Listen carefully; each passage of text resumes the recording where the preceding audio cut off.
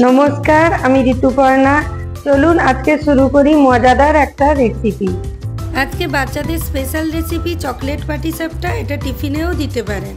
পাটিসাপটার খোলের জন্য 1 কাপ সুজি ও 1 কাপ ময়দা নিচ্ছি। তার সঙ্গে 2 চা চামচ কোকো পাউডার নিচ্ছি।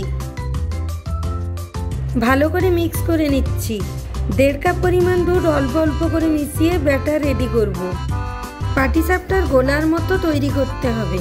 প্রয়োজনে একটু জল মেশাচ্ছি। এইভাবে ব্যাটারটাকে আমি ঘন্টাখানেক রেখে দেব। ব্যাটারে শেষে স্বাদ অনুযায়ী চিনি গুঁড়ো ও 1/4 চা চামচ মৌরি গুঁড়ো মেশাচ্ছি। এবার একটি ননস্টিক ফ্রাইং প্যানে 2 চা চামচ ঘি গরম করব। ওর মধ্যে দেব 1 কাপ কোরানো নারকেল বাটা ও 1/2 কাপ চিনি দিয়ে ভালো করে পাক করব। 3-4 মিনিট পর 1/2 কাপ খোয়া দিব। দেব 2 টেবিল চামচ গলানো মিল্ক চকলেট। দেব 1 চা চামচ ভ্যানিলা এসেন্স। এবার ভালো করে মিশিয়ে নেব। বেশ ভালো করে মিশে গেলে নামাবো। অল্প ঠান্ডা হলে চকলেট গুঁড়ো করে মেশাবো। এখানে চকো চিপসও দিতে পারেন। এবার একটি ননস্টিক ফ্রাইং প্যানে সামান্য তেল মাখিয়ে 1 হাতা ব্যাটার গোলাকারে ছড়িয়ে দেব। এইভাবে উল্টে দুদিক ভেজে নামিয়ে নেব।